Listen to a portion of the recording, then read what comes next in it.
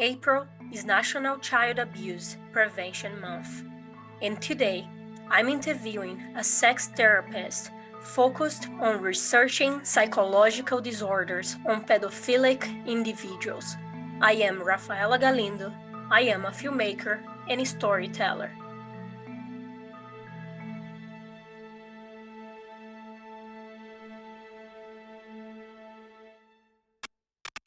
Yeah, my areas of expertise are forensic psychology, sexology, pedophilia, and sexual offending against children. My name is Ian McPhail, and I am a psychologist in supervised practice at the Toronto Sexuality Centre. Hi, Ian. You did research focused on psychological processes involved in sexual offending against children and pedophilia. Where the interest in this subject come from? Um, I guess my general interest is thinking about what are some social problems that we have in society, and what are sort of pressing issues that I think a lot of people would benefit if we understood better, if we had better approaches to. And so, working with people in the criminal justice system, or people who are at risk of committing crimes, has always sort of been an interest of mine from an early age. But also, yeah, being involved in solving social problems. What did you find out through your research? So the research today, leads us to suspect that pedophilia is, for all intents and purposes, something that people are not born with, but born with the propensity to develop as they age. And so that's basically our understanding of it. It starts at a very early age. And there's sort of at around ages 8 and 9, we're sort of seeing differences in people's trajectory in terms of who they're attracted to it, even at those early ages. And so, we also find that, excuse me, that people who have sexual interest in children, they're realizing these interests in their adolescent years when they're 12, 13, 14, 15. They're sort of noticing that, oh, my interest in my peers is not really aging with me.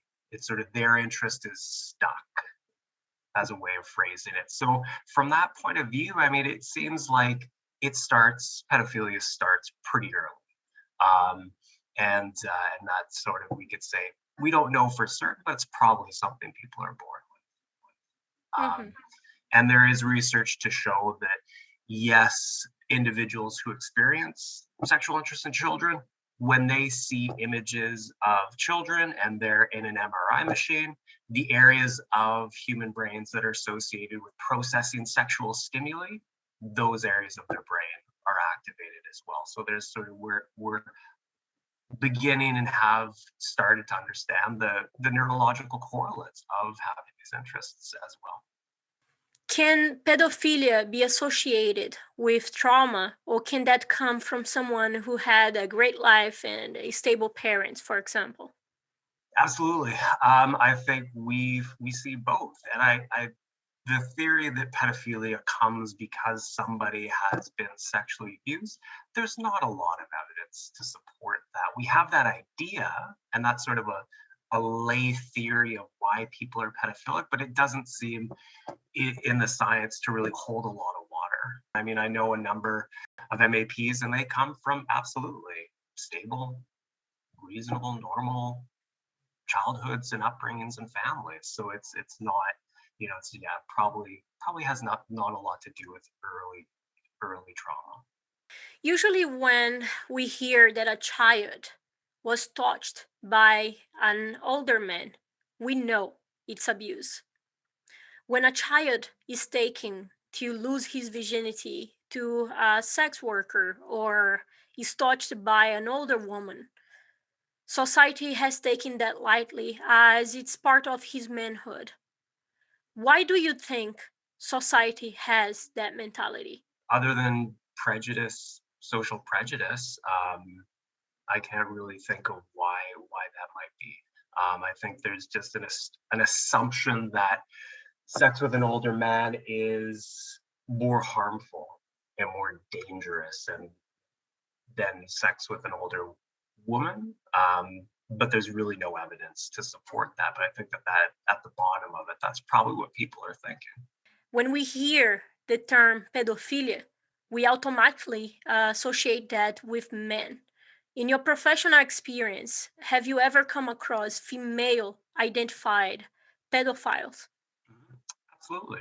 And as a researcher, I'm a clinician and a researcher, and as a researcher, I spend time on online forums where pedophilic individuals sort of congregate to support each other and talk about issues that are relevant to them. And a decent number of those people are identified as female. And we are in the process of publishing some research on females who self-identify as pedophilic. And I mean, the numbers of women in our samples that we collect they're a small proportion, probably about 10 to 12%. So it majority are men, but a non-trivial number of people who experience pedophilia are female. Talking about the language in porn, there is always this association with daddy and daughter and older guy with a younger girl. Um, would that impact a person who has a tendency for Mm, pedophilia? yeah, and I mean, I guess I don't quite understand how you mean impact, but I'll try to answer by saying that I doubt it. Um, I really doubt it. Because I mean, these uh, actresses and actors in pornography, I mean, they're all of the age of majority. They have markers, that they're very much not prepubescent individuals. They have, wide hips, big breasts, pubic hair. So sort of these things that tell the viewer that yes, these are not. So I mean, the idea that having that sort of daddy daughter talk in pornography promotes pedophilia or is going to like take some kid and turn them into a pedophilic individual. No, I don't think so. Yeah. Do all child molesters are pedophiles? Can you please explain that further? What we know is that a lot of people who do commit sexual offenses against children do for reasons other than pedophilia. They have other reasons for doing so. And so it's about, 30% of individuals who commit sex offenses against children actually experience sort of this long-term persistent sexual interest in children. So there's sort of a clever phrase that we use that not all child molesters are pedophilic and not all people with pedophilia are going to commit sexual offenses because there seems to be a pretty large number of individuals, men and women, who have pedophilic interests and they don't commit these offenses and they have no interest in committing these offenses. Yeah. For example, that is a father who is a pedophile. And this Mm. person, he went to have a sex therapist and trying to get a treatment.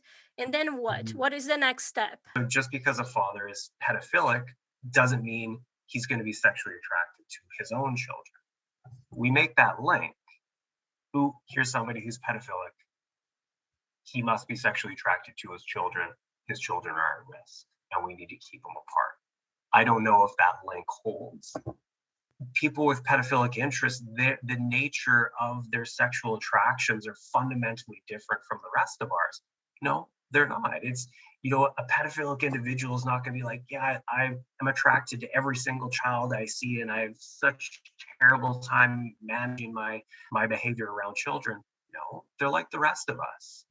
They like certain children that look a certain way, certain age ranges, just like the rest of us.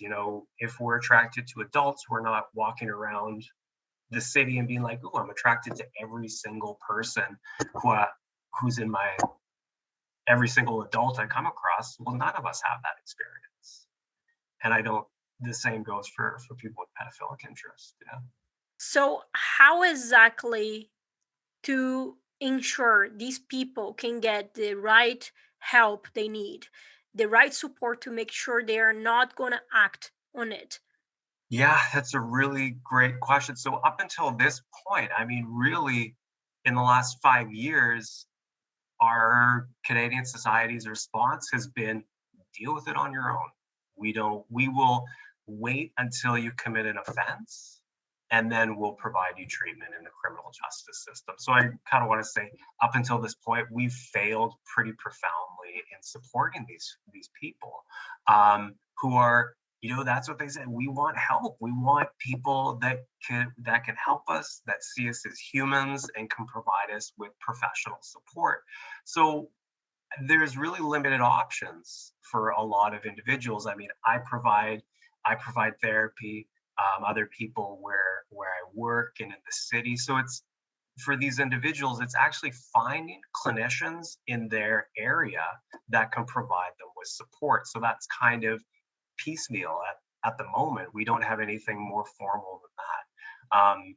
And to go back to the program my colleagues and I are developing, one of the parts of it is going to be in-person group services that we provide as sort of a formal way of providing treatment and treatment services to people who are either worried about what they might do or they experience an attraction to children. So they're in this hard position of wanting help, wanting to go to a clinician, and then worried about a clinician reporting them. And then other people in their life finding out and them losing their jobs, losing their family, on and on. So the consequences that they might face just for seeking treatments, which is kind of a luxury the rest of us take for granted, I think. How effective is sexual therapy? Two things. We have no evidence to suggest that there's therapy that cures pedophilia. So it takes people who are interested in kids and helps them become people who are now sexually interested in adults. We don't have any evidence to support that. What we do have actually a reasonable amount of support for is that people who experience pedophilic interest are able to manage their arousal to children in their daily life. And that's an important finding. So it's not like these people are interested in kids and they're out of control out there in society. So that's really positive research that we have. And we actually don't have a lot of evidence about prevention. And that's actually a really big gap in terms of the services we offer in Canada and North America are these preventative services. So we're starting to move in that direction, but there's not yet a lot of services out there, but research that will allow us to show that, yeah, we can prevent people from acting on these interests. My hunch is we will have that evidence in the next 10 years, but we're not quite there. There are a lot of families who want to protect their children. Where can they look for help? What advice can you provide on how can they prevent sexual abuse? There are helplines in other countries called Stop It Now is an organization that has a phone line people can call, as well as a website to get information on, what are the signs? What can you do? And as well, my colleagues and I are in the process of launching a helpline like that here in Canada. And so we're developing that. So probably in the next month or so, there will be a helpline for people to call to get that help. And I don't have it. People would have to go to the Center for Addiction and Mental Health websites in the near future to get access to that. So that's typically how we try to support people who are living and they're worried, they're concerned about somebody in their life. Like, oh, I think this person that I know might be at risk of doing something harmful. Helplines are one of the big ways that we try to help. Another important point is that not every single family is going to be prepared enough ever, because it's not an easy subject, as I have said before. And that is also another problem, denial from wives and mothers.